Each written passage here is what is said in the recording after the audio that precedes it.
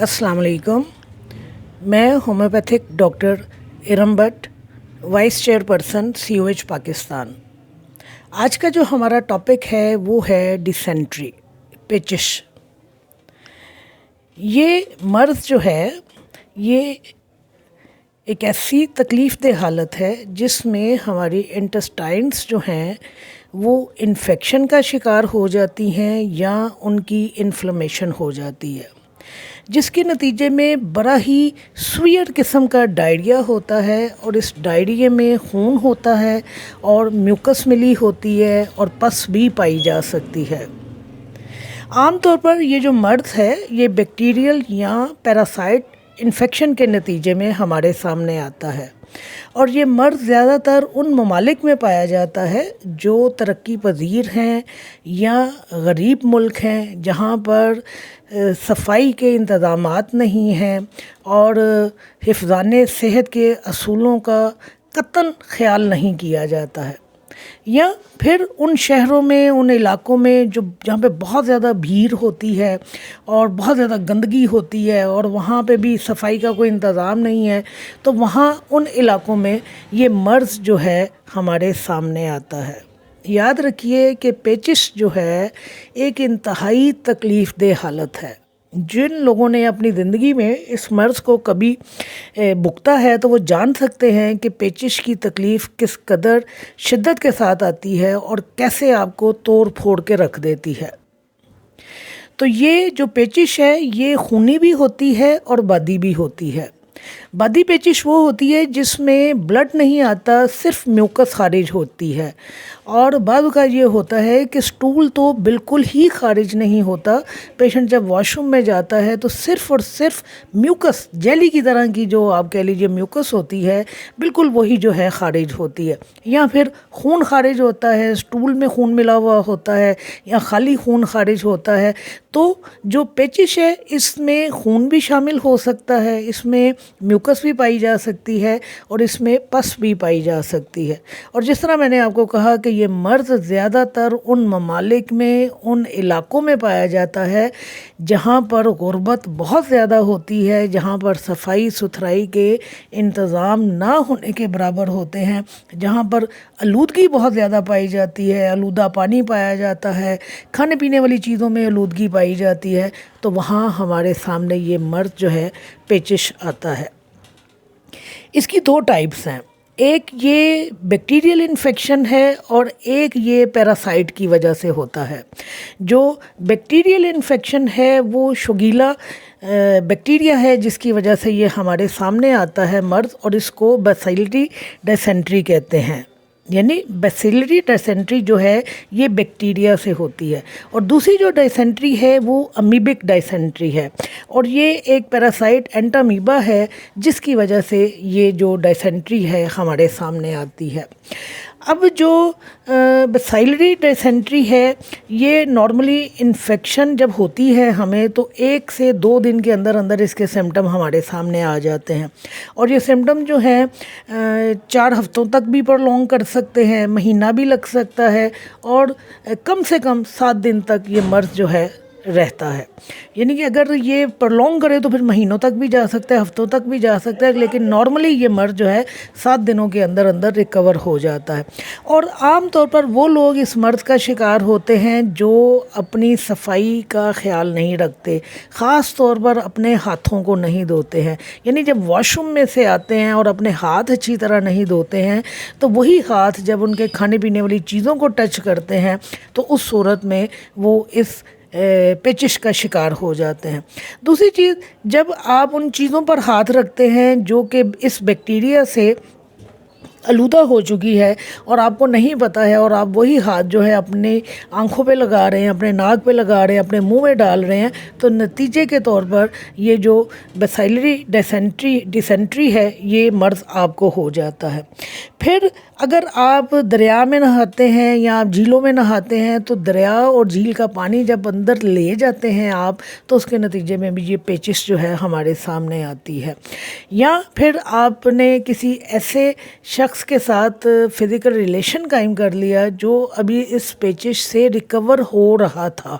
یعنی وہ مکمل ریکور نہیں ہو چکا تھا، وہ ریکور ہو رہا تھا اور آپ نے فزیکل کانٹیکٹ اس کے ساتھ کر لیا، تو نتیجے کے طور پر آپ اس پیچش کا شکار ہو گئے۔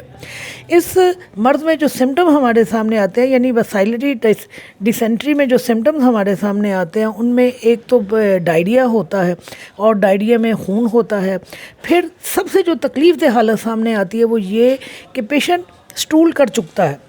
فارغ ہو گیا، لیکن اس کے باوجود وہ فلش سے کموڈ سے اٹھ نہیں پاتا، کیونکہ سینسیشنز اس طرح کی ہوتی ہیں کہ جیسے ابھی پخانہ مزید آنے کو ہے، اور وہ 10 منٹ تک 15 منٹ تک وہ جو ہے باتھ روم میں بیٹھا رہتا ہے، لیکن اس کی کیفیت جو ہے وہ اس کو اجازت نہیں دیتی کہ اٹھ کے باتھ روم سے باہر آ سکے۔ حالانکہ باولز جو ہیں اس کے بالکل خالی ہوتے ہیں، لیکن سینسیشنز اس کی اس طرح کی ہوتی ہے، مقد کا منہ کھلا ہوا ہوتا ہے، مقد کا منہ بند نہیں ہوتا، لہذا اس کو مسلسل اس طرح کی سینسیشنز آتی ہیں جیسے سٹول ابھی رہتا ہے پاس کرنے کو اور وہ باتھ روم میں بیٹھا رہتا ہے۔ پھر پیٹ میں درد پایا جاتا ہے اور بخار بھی ہو سکتا ہے۔ جو امیبک ڈیسینٹری ہے یہ عام طور پر ان لوگوں کو ہوتی ہے جو ایسی خوراک یا ایسا پانی استعمال کر لیتے ہیں جو پخانے سے آلودہ ہوا ہوتا ہے، جیسے کہ کسی نے جیسے جو لوگ بازاری چیزیں کو استعمال کرتے ہیں، اور ظاہر ہے بازار میں اگر آپ دیکھیں تو جہاں گندگی کے ڈھیر لگے ہوتے ہیں وہیں پر آپ ریڑھی لگا کے بیٹھے ہوتے ہیں، وہیں پر آپ کھڑے ہو کے نان چنے کھا رہے ہوتے ہیں یا دوسری خوراک جو ہے وہاں پہ کھا رہے ہوتے ہیں، اور وہاں پہ جو مکھیاں ہیں وہ اگر خوراک کو آلودہ کر رہی ہیں، یا آپ نے وہاں پر جو پانی ہے وہاں پر استعمال کیا وہ جو ہے وہ پخانے سے آلودہ ہوا ہے، اور اس کے نتیجے میں وہ بیکٹیریا جو پیراسائٹ ہے وہ آپ کے اندر چلا گیا ہے، تو نتیجے کے طور پر آپ اس ڈیسینٹری کے شکار ہو سکتے ہیں۔ تو یہ جو امیبک ڈیسینٹری ہے یہ بھی بڑی خطرناک ہوتی ہے، سویر ہوتی ہے، کیونکہ اس کے اندر بڑے ہی شدید جو ہے کریمپس پڑتے ہیں، پیٹ میں بہت شدید درد آتا ہے، پانی کی طرح ڈائریا ہوتا ہے، اور اس میں بلڈ بھی ہو سکتا ہے، پھر میوکس بھی ہو سکتی ہے، پس بھی اس میں پائی جا سکتی ہے۔ اس پیچش کی وجہ سے بخار ہو جاتا ہے، کپ کپی طاری ہو جاتی ہے، اور پیشنٹ جو ہے بہت زیادہ نڈھال ہو جاتا ہے۔ ایسے لوگ جو جن کے امیون سسٹم بہت کمزور ہوتے ہیں، یا وہ لوگ جو کینسر کے مرض کا شکار ہوتے ہیں، حاملہ خواتین، نوزائیدہ بچے، یا ایسے لوگ جن کی خوراک جو ہے وہ صحیح نہیں ہے، اس پیچش کا زیادہ شکار بنتے ہیں۔ یعنی ان میں امیبک ڈیسینٹری جو ہے اس میں مبتلا ہونے کا رجحان جو ہے وہ زیادہ پایا جاتا ہے۔ اور جس طرح ہر دفعہ میں کہتی ہوں کہ ہماری ہومیوپیتھک میڈیسن جو ہے وہ مختلف امراض کو بڑی کامیابی کے ساتھ کور کرتی ہے، تو یہ پیچش کا جو مرض ہے یہ بھی ہومیوپیتھی میں بڑی کامیابی کے ساتھ اس کو ٹریٹ کیا جاتا ہے، لیکن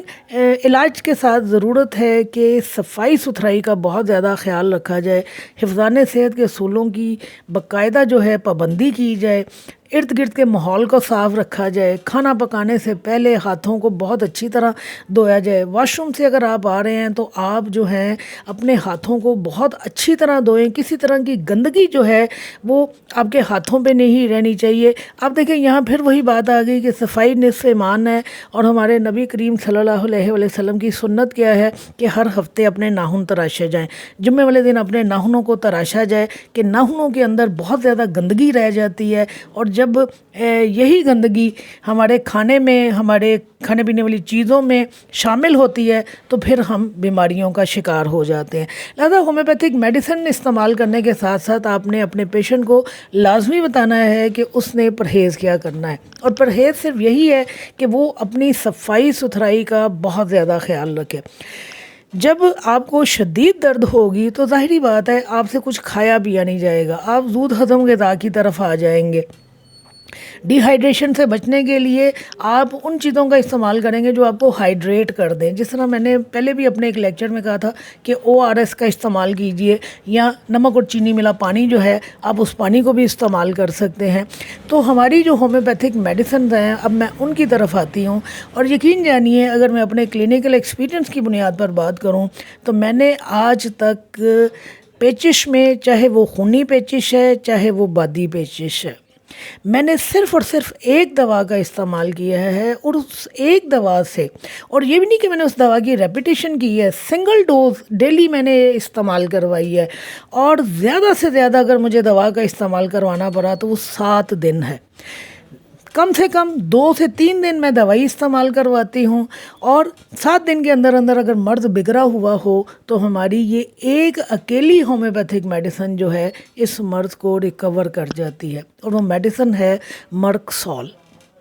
آپ خونی پیچش میں، بادی پیچش میں، پیٹ میں کریمپس پڑنے کی صورت میں، پیشنٹ 10 منٹ تک باتھ روم بیٹھا ہے اور اس کی حاجت ختم نہیں ہو رہی، سٹول پاس نہیں ہو رہا ہے، انتہائی تکلیف میں ہے، چہرہ اتر گیا، آنکھیں اندر دس گئیں، آپ صرف مرکسول کو استعمال کیجیے۔ اور میں کلینکلی مرکسول کو 30 پوٹینسی میں استعمال کرواتی ہوں، دن میں صرف 1 خوراک دیتی ہوں، اور باقی میں پلاسبو کا استعمال کروا کے الحمدللہ اپنے پیشنٹ کو کیور کر لیتی ہوں۔ دوسری جو بڑی میڈیسن اسی کے لیول کی ہے وہ مرکور ہے۔ دونوں ایک ہی آلموسٹ ایک جیسی علامات ہیں جن کے اوپر ان ادویات کا استعمال کیا جاتا ہے۔ آپ مرکور کا استعمال کر لیجئے یا مرکسول کا علامات کی بنیاد پر استعمال کر لیجئے، دونوں ادویات آپ کو ایک جیسا رزلٹ دیں گی۔ پھر ہماری ایک دوائی ہے اسکلیپیاز ٹیوبروسا، یہ اس پیچش میں استعمال کی جاتی ہے جس میں مریض کو اس طرح کا احساس پایا جاتا ہے جیسے پیٹ کے اندر آگ کی ندی بہہ رہی ہے۔ لہذا اگر پیچش میں یہ احساسات پایا جائے تو آپ اس دوا کو استعمال کروائیے۔ باقی بے شمار ادویات ہیں جن کو ہم کریکٹرسٹک سمٹمز کی بنیاد پر استعمال کروا سکتے ہیں، ٹوٹیلٹی آف سمٹمز کی بنیاد پر استعمال کروا سکتے ہیں، لیکن یہ 2 وہ میڈیسنز ہیں مرکسول اور مرکور۔ مرکور تو میں اس لیے آپ کو بتا رہی ہوں کہ مرکور بھی ٹاپ گریڈ میڈیسن ہے۔ میں نے شاید 1 آدھ دفعہ پیچش میں مرکور کو استعمال کروایا ہے، ورنہ اب تک میں نے مرکسول کے علاوہ کسی دوسری دوائی کو پیچش میں استعمال نہیں کروایا۔ یہ اپنے اپنے کلینکل ایکسپیرینس کی باتیں ہیں، تو آپ اگر چاہیں تو کوئی بھی میڈیسن استعمال کروا سکتے ہیں۔ میں آپ کو کچھ میڈیسنز کے نام بتا دیتی ہوں جو پیچش میں استعمال ہوتی ہیں۔ ان میں ایک کیپسیکم ہماری میڈیسن ہے جو اس مرض میں استعمال کی جاتی ہے، اور پھر کینتھیرس ہے۔ کینتھیرس کا کریکٹرسٹک کیا ہے کہ پیشنٹ کو خونی پیچش تو ہوتی ہے لیکن ساتھ میں یوں لگتا ہے کہ جیسے انٹسٹائن میں سے چھلکے اتر کے آ رہے ہیں، یعنی انٹسٹائن جو ہے وہ کٹ کر جو ہے پخانے میں باہر آ رہی ہے۔ پھر اگر ایبڈومینل پین پائی جا رہی ہے پیچش کے ساتھ اور پخانہ کرنے کے بعد کئی گھنٹے تک اذیت ناک درد پائی جاتی ہے تو کولچیکم کو استعمال کروایا جاتا ہے۔ ایلوز کو اس وقت استعمال کروایا جاتا ہے کہ جب پخانے جیلی کی طرح ہوتے ہیں، یعنی پیچش میں جو میوکس ہے وہ بہت زیادہ پائی جاتی ہے تو ایلوز کو استعمال کروایا جاتا ہے۔ اگر پیچش کے ساتھ نودیا یا وامٹنگ پائی جا رہی ہے تو آرسینک کو اور ایپیکوک کو استعمال کروایا جاتا ہے۔ اور آپ سب جانتے ہیں کہ وامٹنگ اور نودیا کی بہترین دوائی جو ہے وہ ایپیکوک ہے، اور جہاں پر شدید نکاہت پائی جائے، شدید کمزوری پائی جائے، آرسینک کے اپنے کریکٹرسٹک سمٹمز ہیں، وہاں پر ہم آرسینک کو استعمال کرواتے ہیں۔ اس کے علاوہ آپ میگنیشیا کارڈ کو بھی استعمال کروا سکتے ہیں، برائٹا کارڈ کو بھی استعمال کروا سکتے ہیں۔ جو میڈیسن آپ کو لگتی ہے، آپ سمجھتے ہیں کہ آپ کی میڈیسن جو ہے وہ نکس وامیکا بن رہی ہے تو نکس وامیکا کو استعمال کروا دیجئے۔ آپ سمجھتے ہیں کہ پوڈوفائلم ہے، پوڈوفائلم کو استعمال کروا دیجئے۔ لیکن میں آپ کو بتا دوں کہ یہاں ٹاپ گریڈ جو میڈیسن ہے وہ لمبی چوڑی نہیں ہے، صرف 2 ہی میڈیسن ہیں جنہیں آپ ستارے لگا کر جو ہے سجا سکتے ہیں، ایک مرکسول، دوسرے مرکور۔ آپ انہی سے اپنے پیشنٹ کو اللہ کے حکم سے کیور کر سکتے ہیں، لیکن حفظان صحت کے اصولوں کو مد نظر رکھنا بہت ضروری ہے، اس کو مت بھولیے گا، اور پیشنٹ کو دوائی استعمال کروائیے۔ انشاءاللہ میں بڑے یقین کے ساتھ آپ کو کہہ رہی ہوں کہ اگر ساتھ میں کچھ پیچیدگیاں یعنی دوسرے امراض شامل نہیں ہوئے تو یقین جانیے کہ صرف 3 سے 4 دن کافی ہیں دوائی استعمال کروانے میں کے لیے آپ کا پیشنٹ جو ہے وہ کیور ہو جائے گا۔ شکریہ۔